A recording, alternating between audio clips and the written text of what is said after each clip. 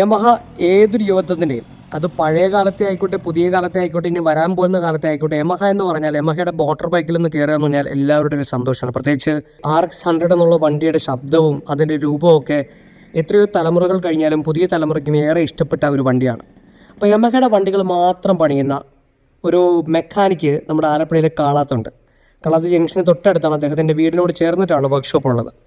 87 വെറും 17,500 രൂപ വിലയുണ്ടായിരുന്നുള്ളൂ RX-100-നൊക്കെ. ഇന്ന് അതിൻ്റെ വില എത്രത്തോളം പോയെന്നുള്ള കാര്യം പുള്ളി പറയുന്നുണ്ട്. നെമായി വന്നിട്ട് ഞാൻ 30 വർഷം മേളായി. ഞാൻ കയറുമ്പോൾ അന്ന് 17,500 രൂപയുള്ളൂ പുതിയ വണ്ടിക്ക്. ഇപ്പോൾ ഒരു ആവറേജ് നല്ല വണ്ടിയാണ് വരുന്നത് 110, 120 വരുന്നുണ്ട്.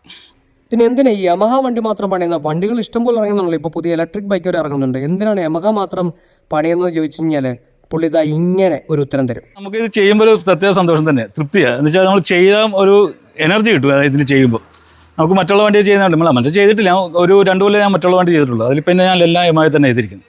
അപ്പം നമുക്ക് ചെയ്യുമ്പോൾ ഒരു മറ്റുള്ള വണ്ടി എന്ത് ചെയ്താലും തൃപ്തി വരത്തില്ല. ഇതിപ്പോൾ ചെയ്താൽ നമ്മൾ ചെയ്തോളം കാണുക, ഒരു കാര്യം ചെയ്താൽ നമുക്കത് ഹാപ്പിയാണ്.